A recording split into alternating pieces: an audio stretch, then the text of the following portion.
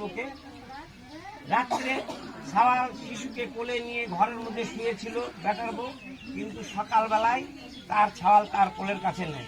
তাড়াতাড়ি ঘর থেকে দৌড়ে বাড়ায়, শাশুড়ি বলে, মা আমার বাচ্চাটাকে একটু পাওয়া দিচ্ছে না কেন, কি হয়েছে, কোন দিকে তাহলে চলে গেছে, কি ঘুরায় টরে পড়ছে। হাজার খোঁজাখুঁজি করেও গ্রামের আশেপাশে লোকজন দিয়ে খুঁজেও বাচ্চাটাকে আর খুঁজে পাওয়া যায়নি। এরকমই হতে হতে 7টি তার সন্তান হলো। প্রত্যেকটাই রাত্রে শুয়ে থাকে আর ভোরবেলায় সকালে ছাওয়ালটা থাকে না কোলের কাছে।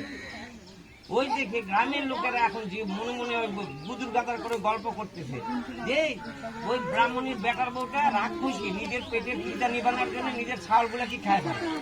এই কথাটা ছেলের বউয়ের কানে পৌঁছালো। ছেলের বউ নিজের সন্তান নিয়ে তো খুব চিন্তার মধ্যে ছিল এবং দুঃখে ছিল। তাতে গ্রামের লোকের এই কথাগুলো শুনে তার আরো দুঃখ হয়ে গেল। হয়তো এই বেটার বউয়ে কার রাখা যাবে না, এ রাক্ষসী, একে বনে তাড়ায় দাও, বনবাস দিয়ে দাও।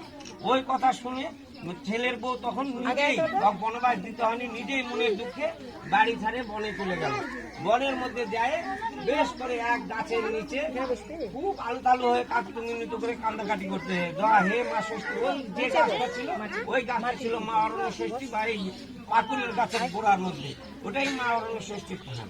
ওখানে যে ছেলের বউ তো জানতো না যে একটা অরণ্য ষষ্ঠী বা ষষ্ঠী স্থান। খুব করে কান্দাকাটি যখন করতেছিল তখন মা ষষ্ঠীর দোয়া হলো। মা ষষ্ঠী একটা বুড়ির বেশ ধরে তার কাছে যা বললো, এই বেটি তুই এই বনের মধ্যে কি করতেছিস, এখানে যত বাঘ ভাল্লুক তোকে তো দেখলেই খায় ফেলবি, তা আমার খেয়ে ফেলুক, আমার আর বাঁচার ইচ্ছা নাই।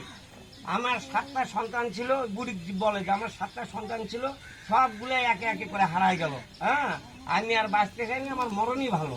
আরে বেটি এত কথা সবকিছু বললি, আর তুই যে সব জিনিস চুরি করে খায় আমার এই কালো বিড়ালের নামে দোষ দিছিস আর মারধর করছিস, তাতে তো লজ্জা হতো না। তখন কিন্তু ওই ব্রাহ্মণের মানে ছোট বেটার বউ খুব মানে টেনশনে চিন্তায় পড়ে গেল। যা এই কথাটা তো আমি চুপ করে খাতাম, কেউ জানে না, তাহলে তুমি কিভাবে জানলা? তখন বলে যে আরে আমি মা ষষ্ঠী, জগতের লোক যা করে আমি সব জানতে পারি। হ্যাঁ, তুই সব জিনিস চুরি করে খাস আর আমার বিড়াল আমার বাহন ওর নামে দোষ দিস, পোড়া পান্থি দিয়ে তুই মারধর করিস, এই জন্যই তোর আজকে এই দুর্দশা হয়েছে।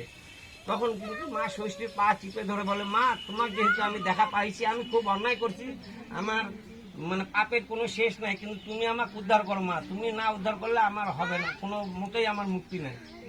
ঠিক আছে, তোর উদ্ধার হবে, একটা কাজ যদি করতে পারি। কি করতে হবে মা?